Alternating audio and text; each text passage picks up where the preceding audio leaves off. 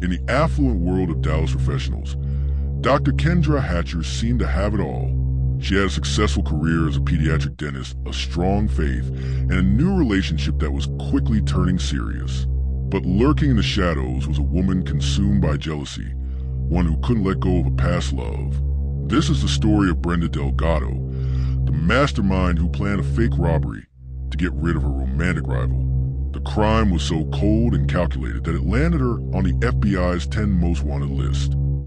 If you're drawn to true crime stories that reveal the human side behind the headlines, please do subscribe. It helps more than you know, and it keeps stories like this alive. Dr. Kendra Hatcher was building a wonderful life for herself in Dallas, Texas. At 35, she was a respected pediatric dentist known for her kindness and her work helping children from underprivileged backgrounds. In 2015, she connected with Dr. Ricardo Paniagua, a dermatologist, through a dating app, and their bond was instant and deep. Friends and family saw a couple that was head over heels in love.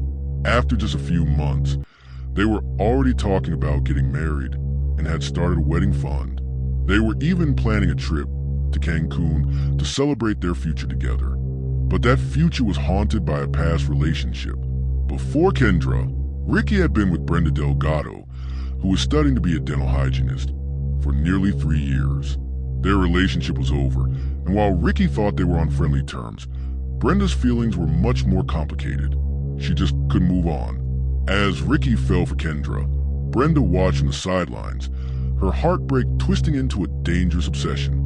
Prosecutors would later say she was a woman who couldn't handle the fact that her ex-boyfriend had moved on and wanted nothing more to do with her. Brenda Delgado's obsession wasn't just a feeling, it was a full-time job. Ricky had no idea that Brenda had his email and iCloud passwords, which she used to read his private messages. She had a key to his apartment and would let herself in when he wasn't home. She used a tracking app on his phone to follow his every move, which is how she knew just how serious his relationship with Kendra had become. She knew where Kendra lived, where she worked, and all the details of their life together. Witnesses later confirmed Brenda's disturbing behavior. She would just so happen to be at the same restaurants where Ricky and Kendra were dining, or along his jogging route. At first, Ricky brushed these off as weird coincidences, but he would later realize it was all part of a calculated pattern of stalking. With every happy photo and loving email she read, Brenda's envy grew. A former roommate testified that Brenda was constantly angry and super obsessed with Ricky. She said Brenda didn't just want Ricky back. She wanted to eliminate Kendra Hatcher. Brenda was no longer a heartbroken ex-girlfriend. She was a woman plotting a murder. Brenda knew she couldn't do it alone, so she started shopping for a killer. She approached several people, even her own cousin, asking if it would scare Hatcher with a baseball bat for cash. He said no.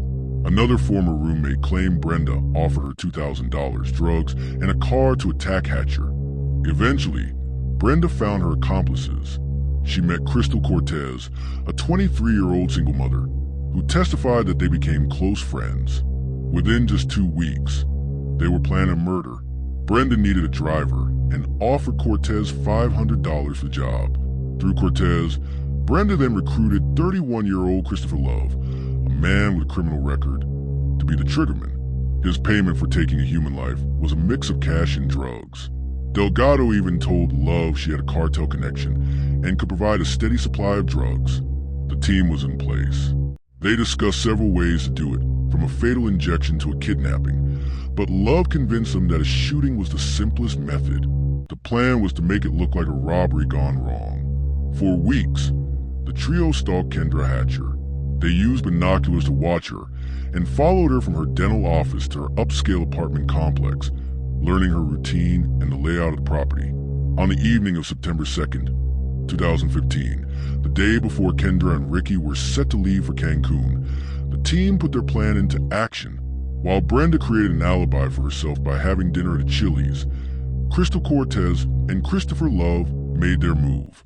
Cortez drove a borrowed black Jeep Cherokee, with Love hiding in the back.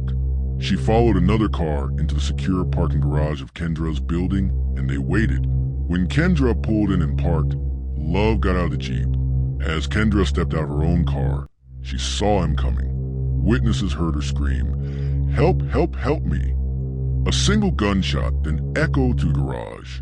Christopher Love had shot Dr. Kendra Hatcher in the back of the head, killing her instantly. To make the robbery look real, he grabbed her purse before jumping back in the Jeep, and Cortez sped away. Upstairs in the apartment, Ricky Paniagua was waiting for Kendra, with no idea of the horror that had just unfolded below. At first, the Dallas police thought the crime was exactly what the killers wanted it to seem. A random, tragic robbery that turned deadly. But the supposedly perfect plot started to fall apart almost immediately. The first big break came from surveillance footage in the parking garage, which captured the black Jeep fleeing the scene. When investigators released images of the Jeep, tips came pouring in. The vehicle was traced to Crystal Cortez. Just 2 days after murder, police had her in for questioning. Under interrogation, Cortez cracked. She confessed to everything, laying out the entire conspiracy for the detectives. She admitted she was a getaway driver and pointed to Christopher Love as the gunman. Most importantly, she named the mastermind behind it all, Brenda Delgado. Cortez explained how Brenda's envy fueled the entire plot, how she paid them, and how she had tracked Kendra's every move. With Cortez's confession, police moved in on Christopher Love. When they searched his car, they found the murder weapon, a .40 caliber handgun, tucked away in the center console. Love denied everything at first, but when detectives told him they'd found the gun, his story crumbled. He tried to blame the shooting on Cortez, but his claim was contradicted by her testimony and the surveillance footage. When police first questioned Brenda Delgado, they didn't have enough to hold her, so she was released. Knowing that her accomplices were talking and the police were closing in, Brenda did the only thing she could. She ran. She fled across the border to Mexico, becoming a federal fugitive. In April 2016, the case escalated when Brenda Delgado was placed on the FBI's 10 most wanted fugitives list, only the 9th woman to ever receive that designation, with a $100,000 reward for her capture. The international manhunt ended just 2 days later. Acting on a tip from the FBI, Mexican authorities arrested Brenda without incident in the city of Torreon, but her return to the U.S. came with a critical condition from the Mexican government. Prosecutors had to agree not to seek the death penalty. It was a deal the state of Texas accepted to make sure the mastermind of this terrible crime would finally face justice. Before we get to the final chapter of this tragic story, if you're finding this case compelling, please take a second to hit the like button and subscribe for more deep dives into true crime. Your support helps us keep bringing these important stories to light. With all 3 conspirators in custody, the cases moved to the courts. Crystal Cortez, the getaway driver, took a plea deal in exchange for testifying against the others. She pleaded guilty to murder and was sentenced to 35 years in prison. Her testimony was essential in convicting both the gunman and the mastermind. In October 2018, Christopher Love stood trial for capital murder. He tried to blame Cortez, but the evidence was overwhelming. The jury found him guilty, and because he pulled the trigger, he was eligible for the death penalty. He was sentenced to death and is currently on death row in Texas. During the sentencing, Kendra's mother, Bonnie, looked directly at him and called him an executioner who took her daughter's life for money and drugs. Finally, in June 2019, nearly 4 years after murder, Brenda Delgado had her day in court. Her defense team argued that Crystal Cortez was a liar who would say anything to save herself. But prosecutors presented a mountain of evidence, from cell phone records to witness testimony, painting Delgado as the obsessive, manipulative architect of the entire plot. The evidence was so strong it took the jury less than 30 minutes to find her guilty of capital murder. Because of the extradition agreement, Brenda Delgado was automatically sentenced to life in prison without the possibility of parole. The murder of Dr. Kendra Hatcher is a heartbreaking example of how destructive jealousy can be. It shows how obsession can twist into a hatred so deep that it drives someone to manipulate others into committing murder. As one FBI agent put it, even though Brenda Delgado didn't pull the trigger, she was absolutely responsible for the murder. Her calculated plan stole a bright future from a woman whose only crime was falling in love.